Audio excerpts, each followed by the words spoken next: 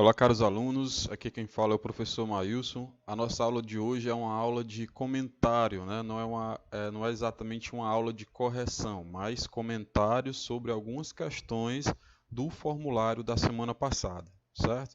Nessa aula de hoje nós trataremos de química e esse é o nosso formulário que está lá no site da escola, né? Nós temos a atividade química do primeiro ano, ok?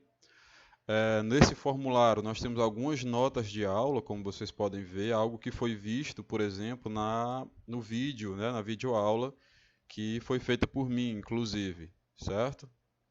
Então, como questão inicial, para que a gente possa fazer essa discussão, eu escolhi essa primeira, onde ela fala da seguinte maneira: quais os dois fatores responsáveis por promover as mudanças de estado físico dos materiais?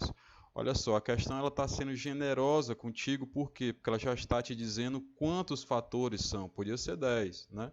Mas nesse caso ela está citando os dois fatores que são responsáveis pelas mudanças de estado físico. Quais fatores influenciam no estado físico? Então eu tenho aqui opções: temperatura e eletricidade, temperatura e pressão, temperatura e ebulição, prótons e nêutrons, corpo e objeto.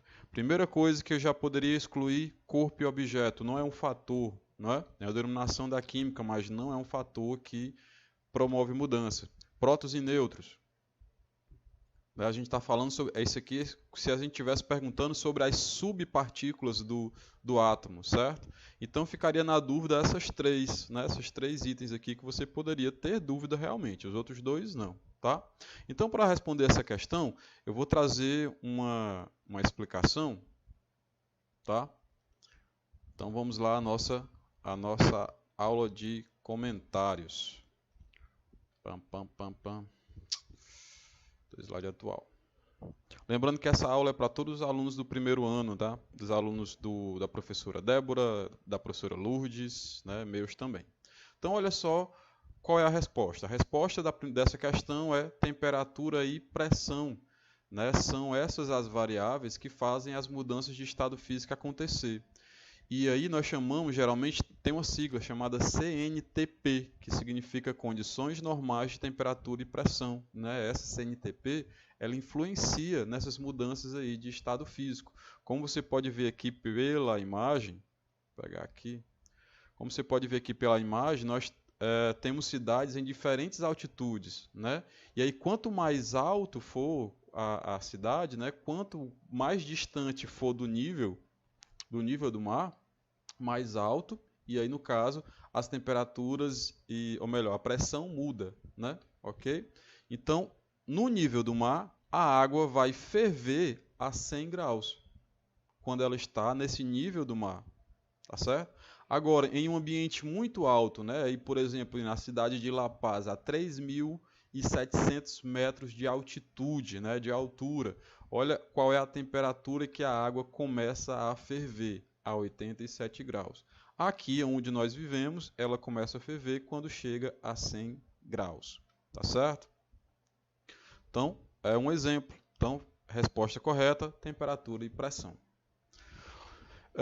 Uma outra questão que eu vou trabalhar com vocês é sobre a densidade, né? Nós temos aqui a seguinte questão: sabendo que a densidade de um líquido é 1,8 gramas por centímetro cúbico, qual das substâncias abaixo será mais densa, ou seja, mais pesada, né? Qual vai afundar?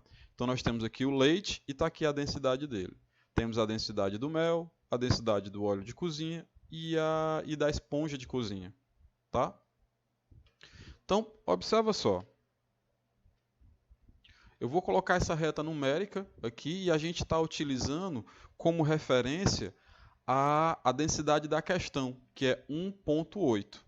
Todas aquelas que tiverem desse lado, ou seja, forem mais leve que 1,8, vai flutuar. E todas aquelas que tiver desse lado, ou dessa reta numérica, ou seja, vai ser mais pesado, então vai afundar. Então, quem é que é mais leve aí do que esse líquido aí da questão? A esponja de cozinha é 0,6, é mais leve que 1,8. Você tem que ter essa noção da matemática, Tá certo? Você não pode chegar aqui no ensino médio sem ter essa noção que 0,6 é menor que 1,8, tá bom? Uma outra substância leve, o óleo de cozinha, né? Todo ela já observou que ele boiava, né? Ele flutuava. Então, olha a densidade, 0,9. Uma outra substância que se aproxima desse líquido é o leite, que a densidade é 1,2 gramas por centímetro cúbico.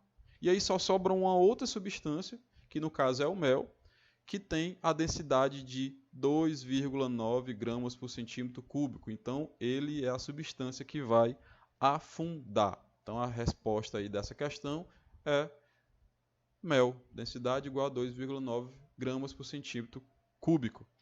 Tá certo? Beleza. Então, vamos passar para uma próxima questão. Essa não. Vamos para essa, que fala da seguinte maneira.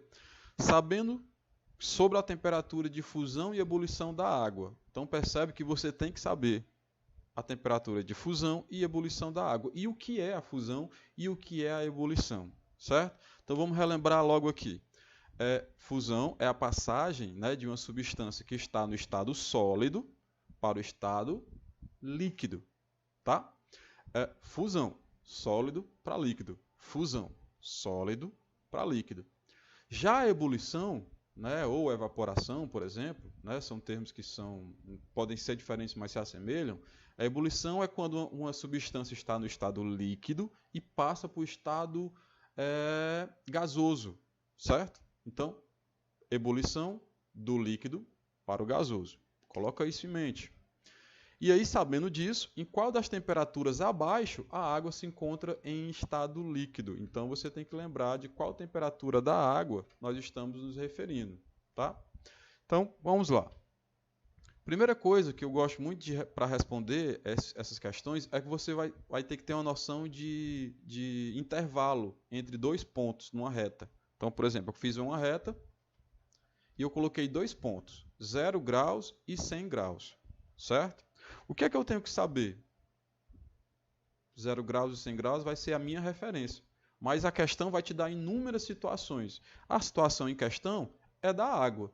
Então, a água, ela ferve a 100 graus, certo? Ela vai evaporar aqui, ó, a 100 graus. E abaixo de 0 graus, ela vai estar em outro estado, que é o estado sólido. Então, entre 0 e 100, vai estar a água no estado líquido, tá certo? E aí, depois de 100, tipo 101, ela vai estar no estado gasoso.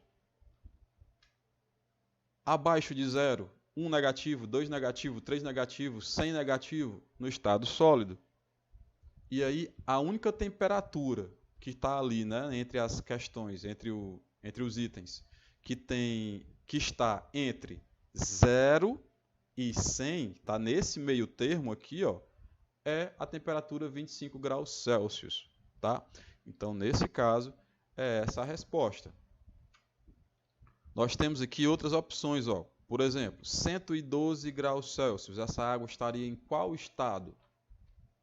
Ebulição. Passou de 100? Ebulição, né? Estado gasoso. A questão quer que você marque somente aquela que está em estado líquido. Então, a única é esse item bem aqui, ó, 25 graus Celsius. Mas, professor, e esses 5 graus negativos aqui? A água não vai estar em forma líquida? Não. Abaixo de 0 graus, que são os números negativos, ela vai estar no estado sólido. Tá? Então, é isso, gente. Nossa aula de revisão é uma aula curtinha, só para que você possa rever e entender um pouco mais sobre as questões. Tá certo? Então, um abraço bem grande e até a próxima aula. Tchau.